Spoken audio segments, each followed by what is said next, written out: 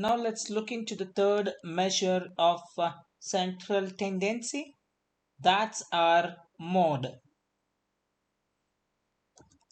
The mode is the value that occurs most frequently in data set.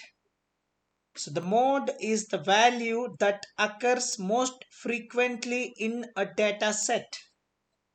It is the value that appears it's the value that appears with the highest frequency. Let's take the following example. So here we have the combined IQ scores for classes A and B. That's the example we have been using it from our beginning of this descriptive statistics course. So here you have the total 26 students IQ scores from 80, 87, 89. So if you look into this, as per the definition of mode, what could be the mode of this data set?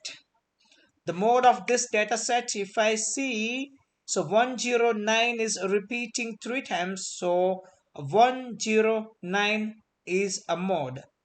A lot. So 109 is the mode of my data set. So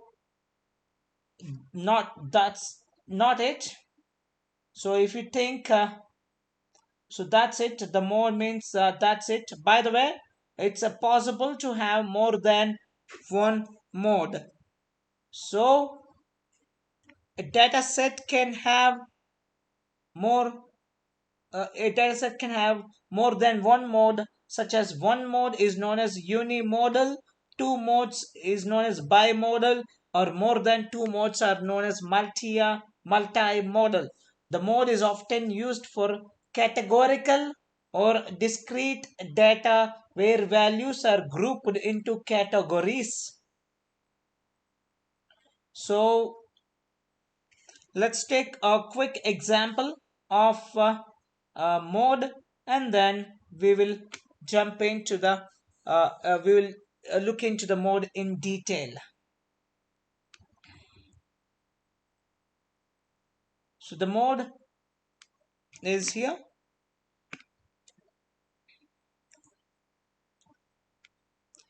Any data that I can take here from maybe I'll take the same scores df where is dfet med my scores. So let me create one more. So mean median is done.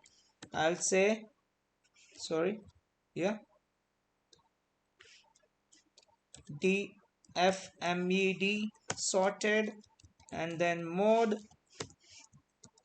and okay, you got the four modes. One is 68, second mode is 72, 76, and 87. That's what the mode I got for here. Okay.